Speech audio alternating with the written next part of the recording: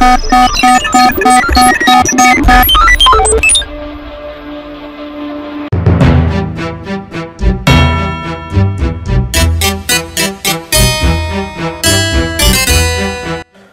их хурлын эрхэм дарга ардчсан намын тэргүүн ноён Зандаа хүүгийн инх бол тунчиг тонирхуу байна. Уг нь бол ноён доллар 5,000 төгрөг хүрээд талиж өгөх ёстой байсан юм ginэ. Харин ардчсан нам тулдаад 2,000 төгрөгөн дээр барьж чадаад байгаа юм биш үү? Тэг яагаад бид нар доллар нь 5,000 хүрчихгүй ийм байдалтай яваад байна гэхээр бид бол маш зөв менежмент хийсэн. Санхүүгийн салбарт хийсэн. Одоо бид нар үр дүнгээ үзэж байна. Цаашид энэ ажлаа үргэлжлүүлмээр байна.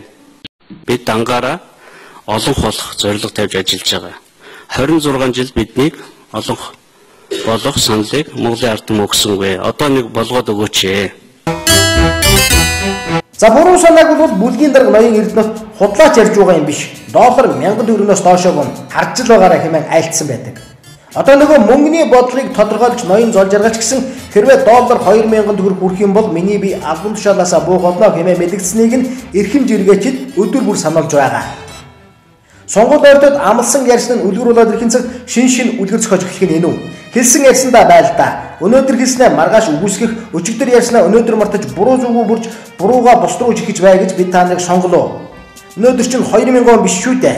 Техник технологи хөгжиж амнаас гарсан хий болгон чинь архивлагдж үлддэг сошиал сүлжээний ертөнцийн донд амьдарч байна шүү та бид нар. Бурууга бусдаас битгий хаа. Эцсийн эцэст ард түмэн та нарыг гуйд сонгоогүй та нараас сайн сайхан үлгэр ярьж байж гарч ирсэн гэдгээ санагдав. Амлсан бол хий, үгүй бол зайгаа тавьж өг. Долларыг 5,000 төгрөг түргэх байсан гэдэг чинь харин ёстой та нарын таны өөрийн ч санаа байж мэдэх юм. Амлсан амлалт чинь архивлагдаад үлдсэнийг хэн бүхэн мэднэ газар.